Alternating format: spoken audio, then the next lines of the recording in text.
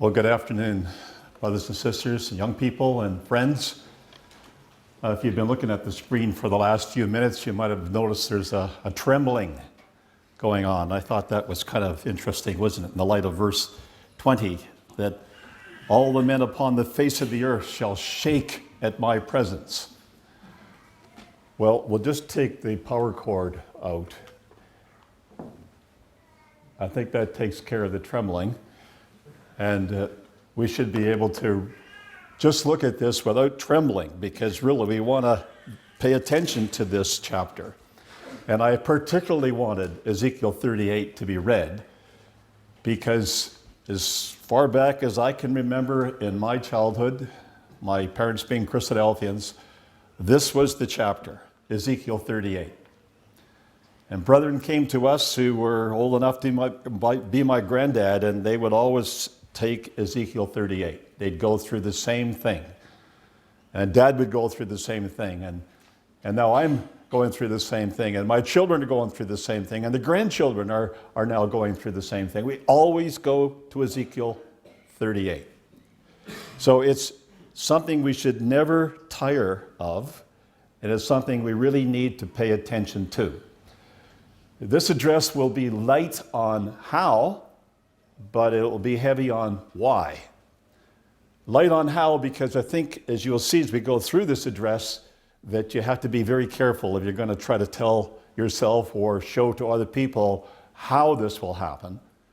But we certainly know why it will happen. And so I want to just progress on that point. Now, brothers and sisters, we must admit that we are very privileged. There was a generation, and there may be some people still alive who could say they, at the beginning, did not see the captivity of Judah and Jerusalem being changed from the centuries of time when the Jewish people were in captivity. But there's just a few of them, because almost every one of us that are here today has seen this happen, or it's happened just prior to our birth. Behold, as Joel says in chapter 3, behold in those days and in that time when I shall bring again the captivity of Judah and Jerusalem. Tel Aviv, from sand dunes to a major city in 100 years. So what we are seeing, quite apart from all the generations who read chapter 38 and did not see, we are seeing these things being fulfilled before our eyes. That puts us in a very privileged position, and it puts us in a position of having to make sure we live accordingly. But that has been one of the most wonderful passages, Joel 3, verses 1 and 2. Because you see, after he says, I will gather again the captivity of Judah and Jerusalem, I will also gather all nations. And that's one of the things we see happening today, is all nations troubled, trembling because of what's happening in the earth. Things happening every day, and new things happening, so that, I've been watching the news this morning just to try to make sure I hadn't missed anything overnight. That's the world we live in. There's just amazing things happening. But again, in Ezekiel 38, verse 8, it's not that we have to go to Joel. It says it here in this verse 8, that after many days thou shalt be visited. In the latter years thou shalt come into the land that is brought back from the sword, gathered out of many people, against the mountains of Israel, which have been always waste, but is brought forth out of the nations, and they shall dwell safely out of them. Now, this is not the only two passages. These other passages all focus on this one event, that these people are going to be called back to the land of Israel, and when that happens, these other things can also happen. Now, you see, Ezekiel 38 doesn't require us to do a whole lot of research, because anyone who's read the Bible will know that you're reading names that have occurred in some other place in the Bible. That's the great advantage that Bible students have over people who maybe open the Bible for the first time at Ezekiel 38. Say, well, how can you make out of these verses what you're saying? Well, it's because in Genesis 10, we see those names. Gomer and Magog and Tubal and Meshech and Gomer and Togarmah and add others as we go through the chapter. And these are the sons of Japheth. That maps, these ancient maps that we find, and certainly maps of people who have tried to study where peoples migrated to, are almost all talking about the north of Israel. And the Bible stresses this idea of it's the north. They come from the north. Well, if you take a line from Israel and you go north, you almost go right through Moscow. And so it's something that you can see very clearly if we just pay a little attention to small details. But when we come to, say, an atlas like Rand McNally, and you see a little note up here, you can see at the top of your screen, the descendants of Gomer occupied probably Germany, France, Spain, and the British Isles, that we're not straining things. We're not giving some unique interpretation. It's not as if these things were in doubt and there was a whole lot of question about it. That's where these people were. They lived in Europe. They lived north of Israel. And so Gomer and Magog and Rosh and Meshech and Tubal, they're nations up north of Israel. Now notice this, and this is one of the key things I think that Ezekiel 38 tells us. We don't go to the news and say, well, look what's happening, and then come to our Bible and say, no, where does it say that would happen? That's not the way we go at this. It's not the way John Thomas did it, who was trying to interpret this before Israel was back in the land. He noticed in Ezekiel 38, verse 4, it says, I will turn thee back and put hooks into thy jaws. I will bring thee forth, and all thine army, horses and horsemen, all of them clothed with all sorts of armor, even a great company with bucklers and shields, all of them handling swords. It's not looking at history and say, well, this is going to happen someday, and we just have to wait till circumstances bring it forth. Well, God's telling us, this is his work. I will turn thee back. I will bring thee forth. And so we might not see anything immediately leading up to it, but we do expect that God will do these things, and certainly it will come to pass. Again, in Daniel chapter 2, verse 44, in the days of these kings shall the God of heaven set up a kingdom. It's not just God saying, well, there's going to be a kingdom sometime in the future. He's saying in the days of these kings, God will intervene. And the God of heaven will set up a kingdom which shall never be destroyed, and the kingdom shall not be left to other people. It shall break in pieces and consume all these kingdoms, and it shall stand forever. Or in Zechariah 14, verses 1 to 3, behold, the day of the Lord cometh, and thy spoil shall be divided in the midst of thee. For I will gather all nations against Jerusalem to battle. The city shall be taken, the houses rifled, the women ravished. Half of the city will go forth into captivity, and the residue of the people shall not be cut off from the city. Then shall Yahweh go forth and fight against those nations, as when he fought in the day of battle. So from these passages, we can see that what we are expecting is God's intervention to do these things which his word says will happen. And coming back to Joel, it just reinforced again that it said that in both those verses, that I will bring again the captivity of Judah and Jerusalem, and I will gather all the nations. Now that should have a special ring to Christadelphians, because Christadelphians understand the name of God to be Yahweh. And we have learned through the writings of our pioneers that that name refers to the future, I will be. But when we see it laid out in the Old Testament, where God uses his name, he always tells us what he will do. So you can see God plays upon his name.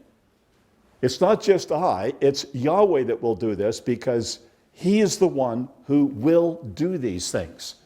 And as a result, that becomes sort of a fingerprint of God through the scriptures. Now, we've been through this. Any research will illustrate that certainly there's a large area of agreement that the word chief in the Old Testament King James Version should be Rosh, a proper name of a people of which we have been able to identify the Russians. John Thomas said this, and this is an interesting idea that he puts forth here in Help Us Israel. He says, in identifying Gog of the land of Magog, that is, styling the ruler of Magog by the latter syllable of the name of the country over which he rules.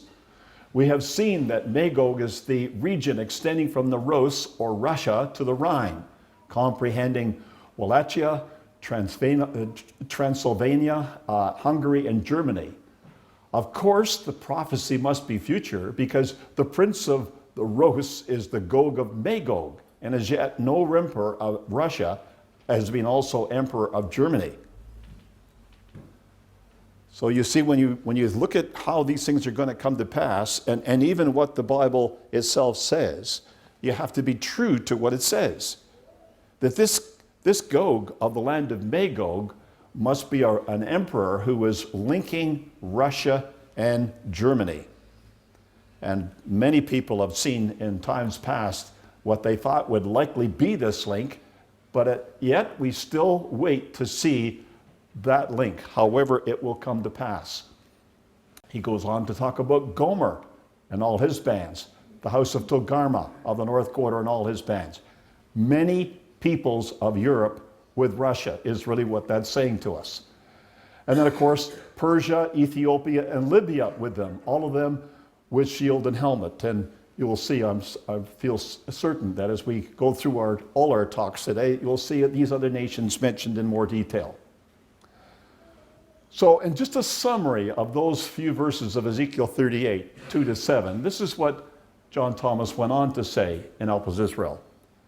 Son of man, set thy face against Gog, the emperor of Germany, Hungary, etc., the autocrat of Russia, Muscovy, and Tobolsky, and prophesy against him and say, Thus saith the Lord God, Behold, I am against thee, O Gog, autocrat of Russia, Muscovy, and Tobolsky, and I will turn thee about and put a bit in thy jaws, and I will bring thee forth from the north parts, and all thine army, horses and horsemen, all of them, crowded with all sorts of armor, even a great company with bucklers and shields, all of them handling swords, among whom shall be Persians, Ethiopians, Libyans, all of them with shields and helmet, French and Italians, etc., Circassians, Cossacks, and the Tartar hordes of Uzbek, etc., many people, not particularly named besides.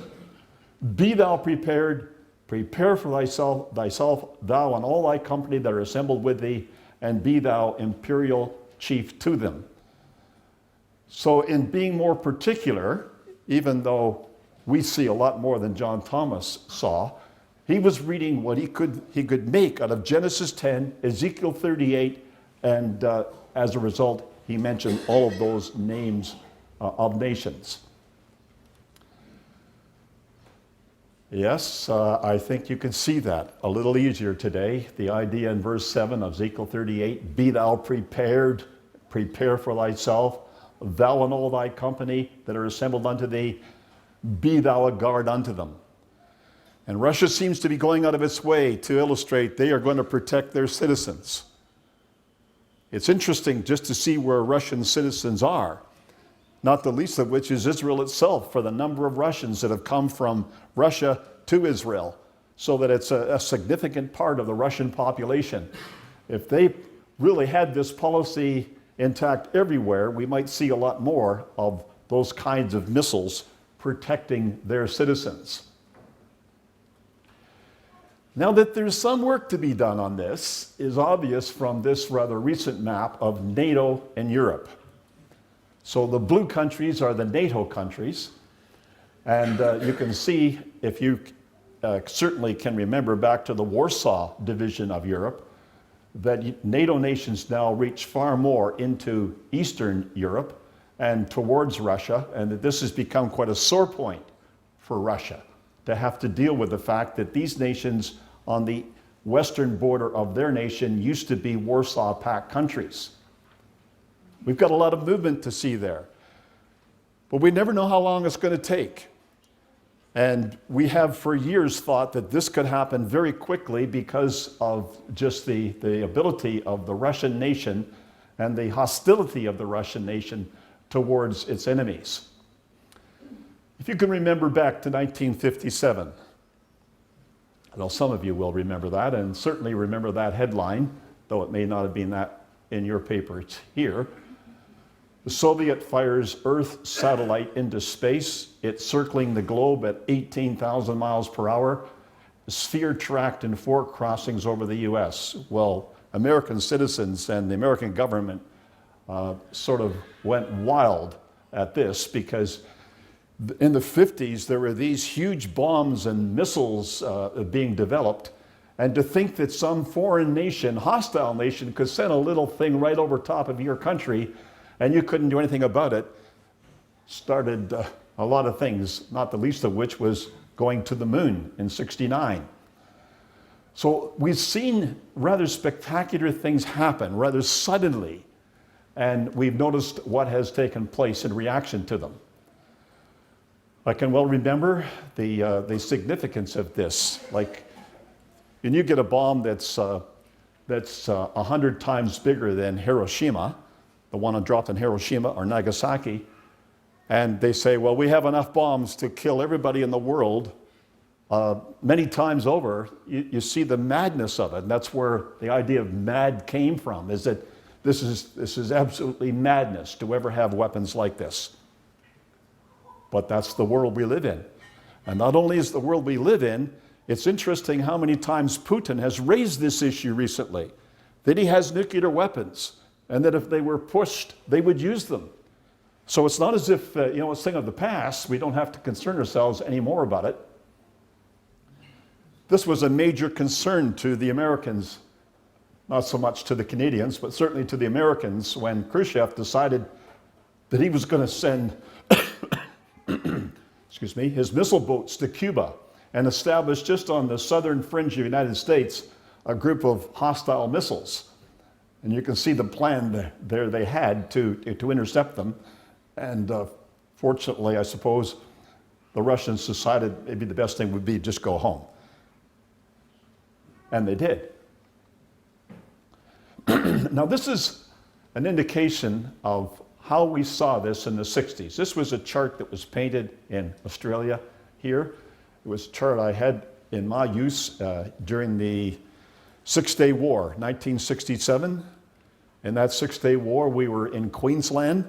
We were using this chart, and we were trying to illustrate those points to the audience.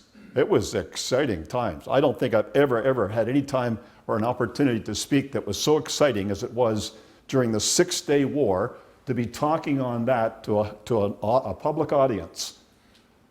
And of course, we didn't know initially what was going to happen as to whether Israel was even still there, because the original and initial ideas coming out of Egypt, which was just plain propaganda, was that they had significantly entered into Israeli space and were beating the Israelis back, only to try to get Jordan into the war, until finally we, somewhere during that week, we heard that no, it was the very reverse of this, that Israel had sent their air force to knock out many of the airplanes and the defenses of Egypt at the very beginning of the war. A very different thing. But it was an exciting time. Now, that's what we said. That was, you really agree with everything that you can see on there or not. That was the chart that we were using, and it was just typical of the charts. If you looked at what we were saying about Russia, it was Russia advances to world conquest, increasing communist peril challenges the West, 23 wars against the Reds in 20 years since World War II, 1,000 million held under communism, domination of a quarter of the world's land area, 20-year average of 1 million enslaved each week. Reds believe they will conquer the world in 20 years. Massive stockpiling of terrifying war weapons. Coming Russian invasion of Israel will plunge all nations into World War III. And same passages. When we went down into parks in Toronto, in Allen Gardens in particular, And we didn't use that particular chart, but we went down with those ideas. We had an audience. You could go down into the park in the 60s, and it was a place where anybody was allowed to speak between 3 and 5 in the afternoon, something like your Sydney domain. And people would be there by the hundreds. It's just a matter of trying to interest them enough to stay with you, but there would be hundreds of people there. People with their Bibles. People could tell you a little bit about their Bibles, but not anymore. They don't know enough about their Bibles to even be aware of these things. So it's a very different world. In the 70s, now you might know those two brethren. Brother Maury Stewart on the left, and Brother Perce Mansfield on the right. And that was just Maury's set that he went on television with. Program was called This Is Your Bible. And he always had that in his background on all his television programs. So you can see the same message through the 70s. And it was an exciting time to live. But then the Berlin Wall came down. And we never expected it to be like that. We never thought it would be peaceful. We never thought that East and West Germany would come together like they did. We thought it would be with guns, it would be with conquest. So it was something new for us to see this. The Soviet Union collapsed the next year. And you can see the things that happened we would never have thought of. That the Warsaw Pact would just fall apart, and that there wouldn't be any warfare involved in some cases. In some cases there was, and a number of cases there wasn't. And this man, Mikhail Gorbachev, man of the year, as far as time is concerned. But it's different now, brothers and sisters. And for those people who were measuring their ideas of prophecy by what the world was showing them, rather than what the Bible said, they lost sight of Russia for a while. I don't know whether some of them ever came back, and they thought that maybe we'd got the wrong nation here. Maybe it was somebody else that was being mentioned. But no, we've lived through this. And now we see Russia coming back. It's the same spirit, this idea of conquest. This new prince of Rosh, Meshach, and Tubal, who loves to have pictures like that taken of him and flashed around the world as if people didn't think enough of him, so it had to be put in gold framing. And then the invasion and the takeover of Crimea. Like, we've witnessed this. We've seen this nation at work, denying all the time that they're involved at all, yet clearly observable with satellites, that's where the nation or where the armament came from, and the patterns that they had on, and trying to make sure that they could take full control of Crimea. We saw the Malaysian Airlines Flight 17 blasted into the sky. No claim. In fact, Russia won't even allow United Nations to investigate. That's the spirit of the nation that has risen in the place of the former Soviet Union. And no doubt about how that crashed. When you see the shrapnel that went in the cockpit of the plane, that there was a missile that brought it down. Now, I thought you might just enjoy a little bit of this, because this illustrates a few other things that I think came out of the news just this week. It's been in the news in Canada for quite a long time because we have to deal with the Arctic. But notice what it says. Russia says it has submitted to the United Nations a bid for vast territories in the Arctic Ocean. The Foreign Ministry said on August 4th, that's this year, that Moscow is claiming 1.2 million square kilometers of the Arctic sea shelf. Russia, the United States, Norway, Denmark, and Canada have all attempted to assert their jurisdiction over parts of the Arctic Ocean, which is thought to hold much of the Earth's undiscovered energy resources. Russia first submitted such a claim in 2002, but the UN returned it due to a lack of evidence. Moscow's latest bid reportedly contains much more data. Russia made a symbolic claim to the Arctic seabed in 2007 when one of its submarines dropped a canister containing a Russian flag on the ocean floor near the North Pole. Well, that's not the way it was reported in 2007. It was a Russian robotic submarine that placed the Russian flag under the sea at the North Pole. Now, the North Pole is not that close to Russia, so it's obviously an intention to illustrate to the nations, this is ours, regardless of what you think or how it might be claimed or settled at United Nations. That's the spirit of the nation. These aircraft, Canada is constantly having to deal with these aircraft that come from some of the far north air bases that Russia operates. These are bombers, they're military aircraft. And the interesting thing is the cheek of the nation is to come down to United States Californian airspace. That's a long way from Russia. They had to have a fuel tanker aircraft to allow them to go that far, but just to, well, you know, to salute the United States on July 4th, which is their wonderful weekend. And that's the way the Russians are, certainly in the world today.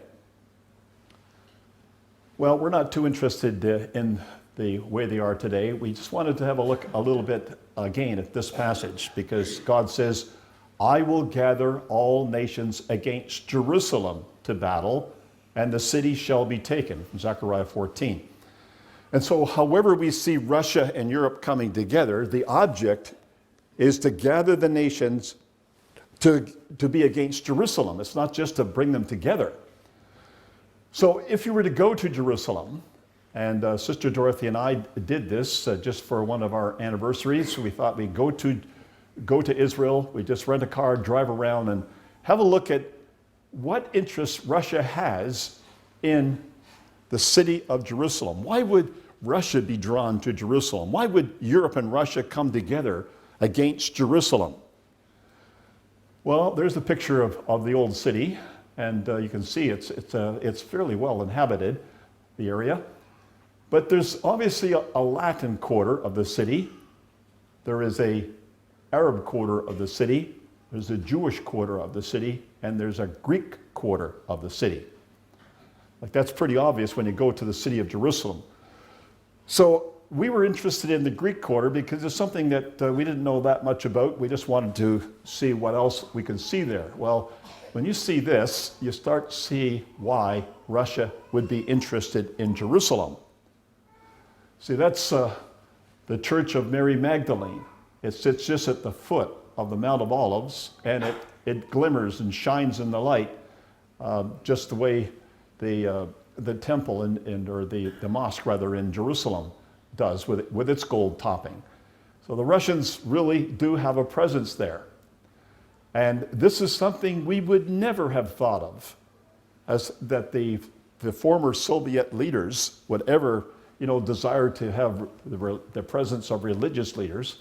But Putin, yes, very much so. You see many pictures of him like this, where he's associating himself with the Russian Orthodox Church. So when you go into Snippets files or into any of the news files that some of the brethren are generating for us, it's interesting just to see what they have to say. This comes out of the 21st of May, and it's based on an article in Forbes.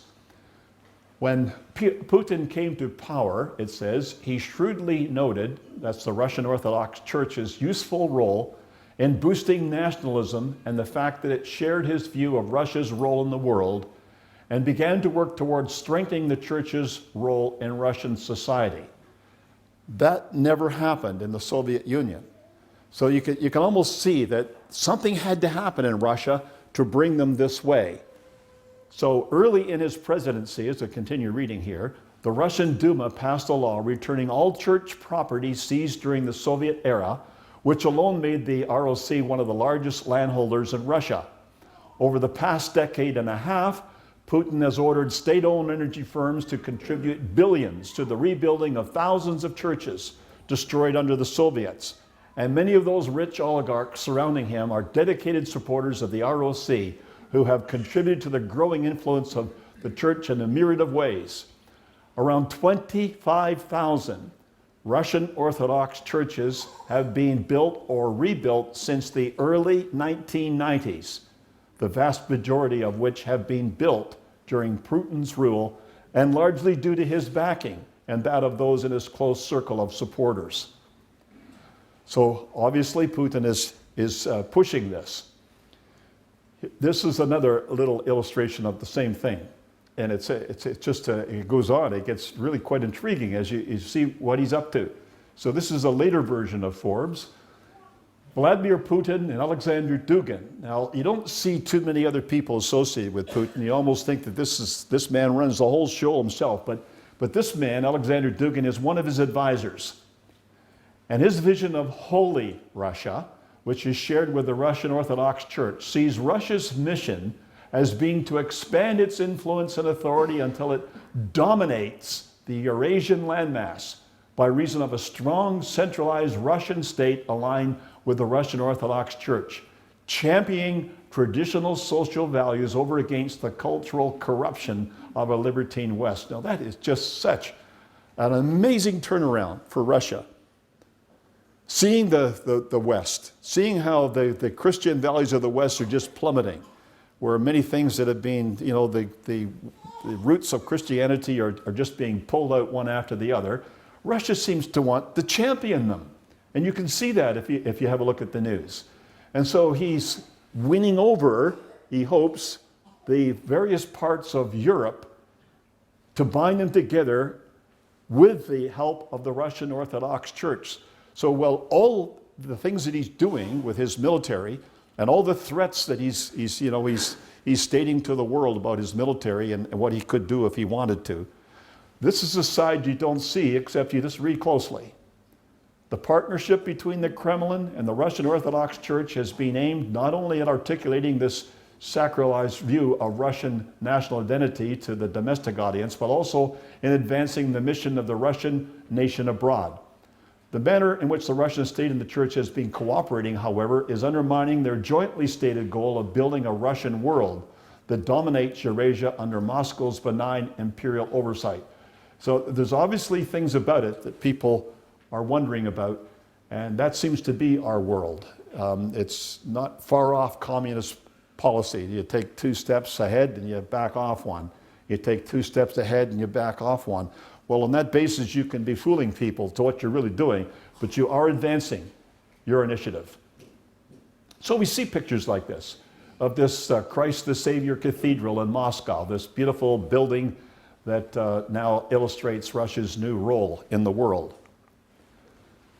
And I don't suppose anybody would ever expected the Pope and the Russian leader to come together like this, but we have seen now that they seem to have some kind of a relationship, and to see Putin crossing himself with the Pope is just something just amazing.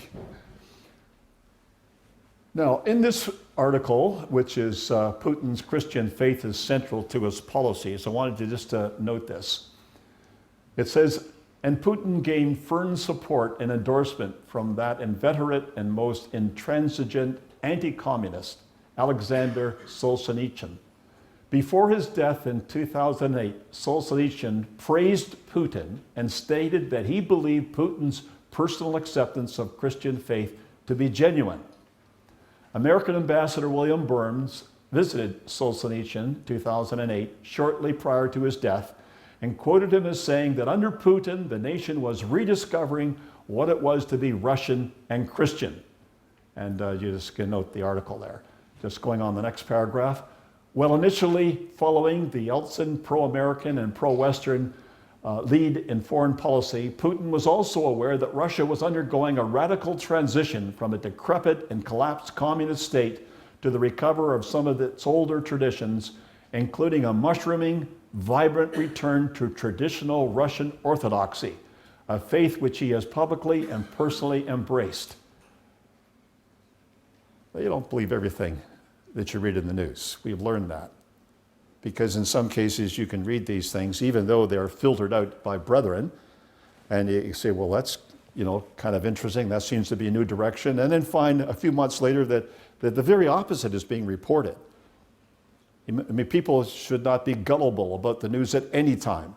That propaganda is one of the main instruments that people use to get their way, is to float an idea where people think this is what they're up to and then do something which may be almost opposite to it to actually achieve what they're trying to do. So whether there's anything in this about Russia or not, I don't know, but it would seem to me that he has a very crafty way in which he's dealing with Europe. That's probably the way we most often hear, is the European dependence on Russian energy. And I've seen maps and maps of pipelines going from Russia throughout all of Europe. And you just wonder, well, why would people have done this if they really have known Russia for what it is? Why would you make your nation dependent on Russian energy?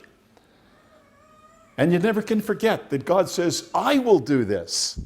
And when God does some things, many times its nations just seem to be silly, almost as if they weren't thinking or they didn't have their eyes open when they did something. But yeah, they're tied up with Russian energy. And this pipeline that we often hear about, the South Pipeline, and just can't be too sure where it's going, although I guess we can be a little more certain where it's not going. It's the top route there. You can just see on the diagram here, there's a route across here going into Bulgaria. And then the more recent route is this one here, this black route, which comes down and goes into Turkey first. And then notice, it goes across Greece and then across into Italy. So Russian energy coming from the south to go into Europe. There's a north pipeline, there's other pipelines, and then there is this south pipeline, because Russia seems to want to make sure that, well, they get their gas and their oil, but I would think more importantly that they're dependent on Russia. And just going back in the news a little while to see what Russia did to the Ukraine when Ukraine would not pay its bills, just turn off the spigot. If you turn off the spigot in the wintertime, that's almost a crime against humanity, because that just means a lot of people can't live. Now, I wanted to explain to you a little bit about this chart. This chart is our attempt in Ontario to try to bring charts back into circulation, but in the parks. And maybe you could see how you could do that in Melbourne. I don't know if you could do this in Melbourne. But that is a picture of a chart that's 12 feet wide. It'll be a little bit bigger than the screen you're looking at there, 8 feet high. And what it does is it focuses on flags. So that going through Ezekiel 38, if you look up the top right-hand corner up here, you'll notice the flag of Russia and Turkey and France and Germany, etc., as you go around. And there certainly could be others that we would put in there. And then you see the flag of Israel, and I can't quite see that. Oh, Egypt and Jordan. And then you have the flags down here of the United States and Australia, Britain, Canada, and Saudi Arabia. And then you have these ones out here, the Vatican, Europe, China, and United Nations. Now, if we didn't have anything other than those flags, and you said, oh, well, what we want is one brother to take a flag and to stand up in the park and take the flag from a flag stand, take it and put it in the front of the chart and tell the audience why you got that flag. Well, you got that flag because that nation, may not be directly, but that nation is mentioned in the Bible. It has a role to play in God's plan, and it couldn't have happened before Israel became a nation. Now, we've done this. We've done this several times, where we've gone into a public park. We had the chart. It's a big chart, so it has to be well established so it doesn't blow over. You get a wind, and that would blow around very easily. And then we have a flag stand with the flags in them, and then we just let brethren get up there and speak, and we have found that really attracted an audience, because people want to know why their flags, what's my flag here for? They come from someplace in Europe, they want to know why that flag's there. Well, that's fine, that's why we wanted you to come. We want to show you why your flag's there. Just to get people interested in this. You see, prophecy never loses its relevance. This idea of Ezekiel 38 is just as current now as it ever was, maybe more current, because look at the nations that, well, Brother Stephen's going to tell us a little bit about the nations associated with the Ottoman Empire. And we've seen all these nations in North Africa. All of a sudden, they're all coming to life. And everything prophetically is coming to life, brothers and sisters. It's a wonderful time to get out there and tell people why we believe this chapter is relevant in our day. And if you have nations like up here and you say, well, all right, China's not mentioned, to be able to tell people, why isn't China mentioned? And that's an interesting thing in itself. Or what is the role of the United Nations? Like, why aren't they able to get peace in the world? Wasn't that the reason why they were established? And why is Europe uniting like this? And what role is the Vatican? Why did leaders of the world go to the Vatican? What would be the significance of that? We got the answers. And that gives us an in to the public of today. With all the other things that are going on, all the moral issues out there, you know, but you like to speak sometime, this is what God has given us to reach out to a world and tell them that the God of the Bible is very active in what he's doing. I'll leave that with you. We certainly could talk about that later afterwards. But look at them. And that's just a few, because I didn't take all the flags of Europe. We could certainly take more flags of some of the North African states. Mothers, if you have 50 brethren who want to go down to the park and each take a flag and stand up, well, I'm sure if there was 51 brethren, we could find another flag. And then, you see, you can separate them. And this is on a Bible prophecy that was written 2,500 years ago. Doesn't that illustrate the importance and significance of this book? That something that old could be that current, could be that up to date, that you could find those nations somewhere in that chapter or in the other chapters. That, I believe, brothers and sisters, is what God intended that our generation had, so we could tell people about the coming kingdom and attract them in these days as well. Well, just going back to one other issue I'd like to raise in the little bit of time we have left. Just trying to figure out a little bit about the Crimean War and how Russia went into the Crimea. I just noticed in Wikipedia, this is not necessarily something you would go to find very accurate information, but this is just one little clipping from that website on this topic. What was the cause of the Crimean War in 1853? It says the immediate issue involved the rights of Christians in the Holy Land, which was controlled by the Ottoman Empire. It involved the control of the holy sites in and around Jerusalem. Now, who would ever thought you would fight a war in Crimea over that issue? The French promoted the rights of Catholics, while Russia promoted those of the Orthodox. And they still do. The longer-term causes involved the decline of the Ottoman Empire and the unwillingness of Britain and France to allow Russia to gain territory and power at the Ottoman expense. Russia lost, and the Ottomans gained a 20-year respite from Russian pressure. The Christians were granted a degree of official equality, and the Orthodox gained control of Christian churches in dispute. Russia survived, gained a new appreciation for its religious diversity, and launched a reform program with far-reaching consequences. But what I wanted to bring to your attention in quoting this was the idea of the holy sites in Jerusalem, because that's one of the big questions we have to answer, is why would Russia and Europe join to go down to Jerusalem? We're not really all that interested in Russia and Europe joining, but in joining to go down into Jerusalem. And these holy sites are still there and still really cause a lot of concern. So one of the things that Sister Dorothy and I did when we went to Israel is we wanted to find out what was in this place. Why would anybody fight over this place? The Church of the Nativity in Bethlehem. That's kind of interesting if you go underneath. If you go in this building, for instance, this new part of the building is Roman Catholic.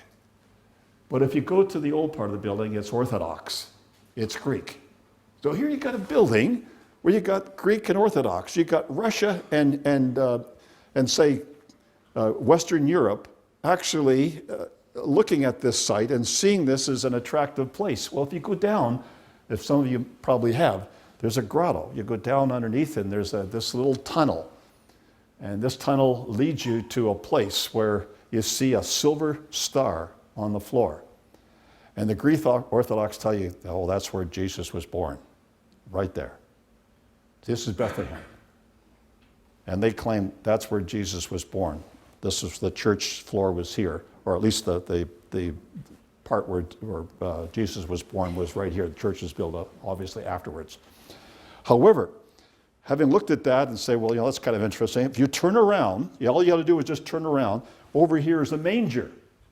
And they have a little doll in the manger, and the Catholics say, but that's where Mary put him after he was born. Imagine that. Roman Catholics say, this is where the manger is, and the Greek Catholics say, but that's where he was born. They want to share the site. You would never think that that kind of thing goes on underground. But that's one of the reasons why these holy sites are, I think, are interesting to them. This site here, that's the Church of the Holy Sepulchre. But I saw something there that I didn't see in Rome. We went to the Vatican. We went through that place just to see what was going on in there and what they were trying to attract people to. But in this site, when people came to the site, there was a stone. And I was amazed to see people falling down and kissing this stone. I saw them kissing an image in Rome, in the Vatican. There was this statue of Peter, and they were coming in, and some people were rubbing their hands over it, other people were kissing it. I thought, well, I don't know how these people live very long. But in this particular place, they were kissing a stone, because that apparently, in their mind, was the stone where Jesus' body was wrapped before he was put in the sepulcher. Now that's what goes on in these buildings, and you can see how that, however we think about them, and what we think they're, just a building waiting to come down. But for them, it's a holy site, and they're willing to go to war over these sites. And then if you go up to Nazareth, this is the big edifice that the Roman Catholic Church has built up there, called the Church of the Annunciation. Do you think these are important to these people? Well, the buildings tell you that they are, and that they would go to war over these buildings to contain or at least to control them. You can see how that all the nations of the world would be very unhappy that Israel has the oversight of these buildings, and how they would very much like to have that themselves. So the disarmament of Russia. Now I thought this was one thing, just there's two slides left. If you look at the ASV, you will notice that it says, and thou son of man, prophesy against Gog. This is Ezekiel 39. Say unto him, the Lord, well, this is ASV, so it uses Jehovah, which just illustrates where they are in their translation. Behold, I am against thee, O Gog, prince of Rosh, Meshech, and Tubal. I will turn thee about, lead thee on, cause thee to come up from the uttermost parts of the north, and I will bring thee upon the mountains of Israel. And I will smite thy bow out of thy left hand, and I will cause thine arrows to fall out of thy right hand. Thou shalt fall upon the mountains of Israel, thou and all thy hordes, and the peoples that are with thee, and I will give thee unto the ravenous birds of every sort, and to the beasts of the field to be devoured. So whatever weapons this nation goes on to invent that they haven't thought of already, or however good their military might be, God says, I'll smite the weapons out of your hand. I'll cause your arrows to fall out of your right hand. There's no weapon formed against Israel that could ever prosper. So it's not a matter of fearing Russia. It's just a matter of seeing that these things will come to the end that the Bible has for them. Thou shalt fall upon the open field, for I have spoken, as saith the Lord Yahweh. So why will Russia and Europe come together? Their coming together is certain because the author of the Bible, who knows the future, states that it will happen. Yeah, that's where we rest our case. That's the foundation of our case, is that the Bible states it. That's what we think about the Bible. It states it that authoritatively that we can say that. To accomplish his purpose with his people of Israel, he will bring them together. So it's not as if God has a great purpose with Russia or with Europe, but it's with his people. And he will bring them together for that reason. Europe will have reason to invade the Middle East under Russian leadership. And we will await to see that if there's more things than we have noticed so far. And at some time, they will be attracted to Jerusalem to attempt to take control and to divide the spoil.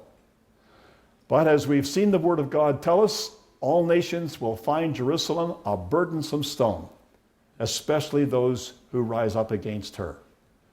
So brothers and sisters, as we've looked at this introductory subject, it's ongoing, it's alive. We got a lot of things to look at, a lot of things to tell people and attract them to the God of this book because of how accurately he's been able to state this 2,500 years ago.